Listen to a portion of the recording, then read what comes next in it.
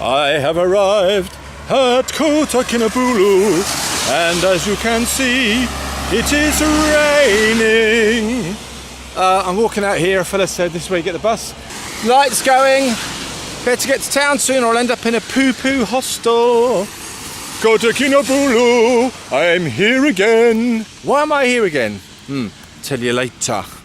So I was walking along the road looking for the bus stop, and this young man, he was at the traffic light, and I asked him if he knew where the bus stop was, and he very kindly gave me a lift all the way into town. Can you please tell us your name and what you do?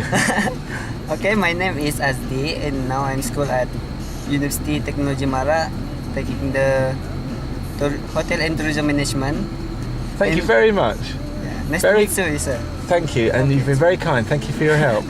Isn't it funny how things can go, eh? Suddenly I'm in lucky boy land again. I've had a funny old day. I've been very weary, and then the girl I was travelling with, Jacqueline, who we fell out, she came to accost me on the plane because apparently I owed her about 2 ringgit for something I couldn't remember, but I just agreed and gave it to her. 2 ringgit for reference is around 26p, but she made a point that I don't know, but I just gave her the money, and I thought, oh, can't humans be odd?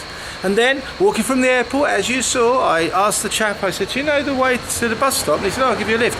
Not only did he give me a lift, he drove me around till we found the place I wanted to go, and he also phoned his friend to find out whether they knew the whereabouts of a rafflesia, which is the main thing I want to do while I'm back here, to see the giant flower.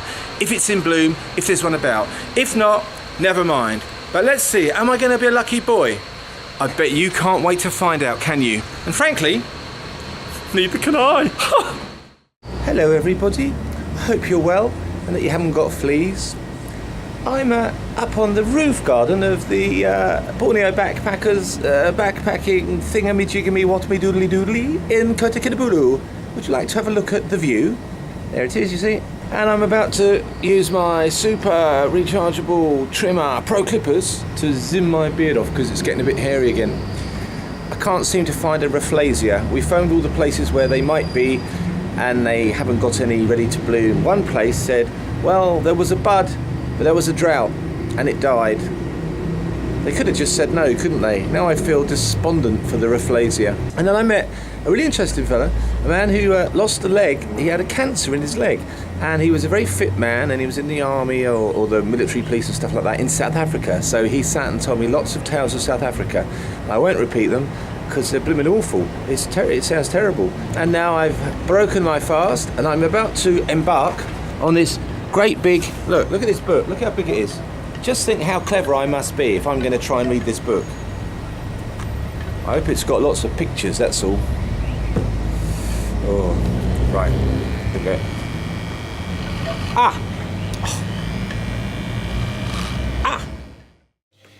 Allow me to take this opportunity to recap for you where we have been. Oh, I'm just stroking that. This is a great map, this one, isn't it? Really bold and a map. And look, oil pastel sea, borrowed that from a travelling person. I only had a blue one, bizarre fellow. I did that in another language, now I'll do it in English. So, Kota Kinabalu, we came from KL. Mount Kinabalu is that big mountain that's always hidden by mist and rain. Sepiloks, where they have rehabilitated orangutangism. This dot here is the mysterious Uncle Tans because they move their camp depending on what's going on in the natural world. Then down to Semporna, that's the place you go to so you can go diving on Sipidan. Then to Tawau Airport, which is that gigantic person-free airport. Then flying back to Kota Kinabalu, that one there. I shouldn't say it, I don't need to say it properly. And then flying from there down to Miri, which is the gateway to another interesting place. Yes.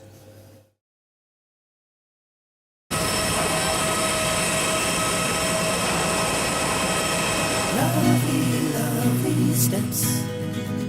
Wahoo, wahoo. Lovely,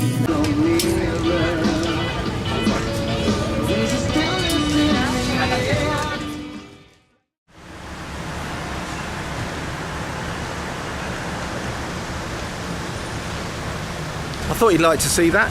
Very nice lines, aren't they? That's what you see if you look up at the canopy in front of Miri Airport, which is where I am now. I'm at the airport and I'm waiting for a bus, and while waiting for a bus, I'm pondering. I'm stood here going ponder, ponder, ponder, and I'm pondering this. You know this flower I'm trying to track down to show you? People are commonly calling it a rafflesia when I meet them, a rafflesia, and they talk about the Rafflesia Reserve. Now, I don't get it. The man who, he didn't invent it, you don't invent flowers, who catalogued it first, back in 1818, was a man called Sir Stamford Raffles. So surely, if it's named after him, it's called a Rafflesia.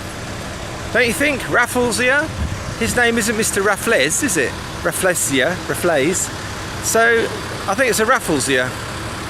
Do you know, is this something that's entered your reality? Is this something you've come into contact with? Do you know what it's called? Do you know how it should be pronounced? Are you clever like that?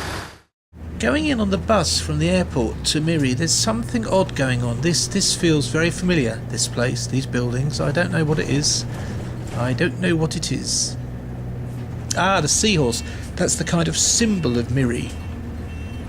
Splendid, aren't they? And I really thought this was wonderful. Look, here we go. We've got the Brighton Cafe of Miri next to Pete's Deli. While I show you around my accommodation, just think David Lynch movie. I think it'll fit. I'm staying in a dorm in a corridor. So I'm sleeping in the corridor. Very enterprising on behalf of the owner. And it's very cheap, so I don't mind, but it's a bit weird. And it's almost like the outside world, well, there it is, but it doesn't feel like it exists in here. I mean, look at that reception. Okay, Mr. John. Thank you for your help. All right. Thank you. Thank you for Okay, the welcome. thank you for the lift. All right. Thank you. Bye bye. Okay. Bye bye. Bye. Look at my head. Look. Ah, it's a trick. Look. It's not really my head. It's the thing on the ceiling. The cops, my friends, the police, my policey friends, they just said, hello, where are you going? I said, oh, I've just come to town, I don't know where to go. And they've driven me out to this place, this food hall. I don't actually know how to get home. And I'm choosing, guess what? Of course. And I'd just like to share an item from the menu before I tuck into my delicious Indian food. This restaurant serves the ever popular cheese naan.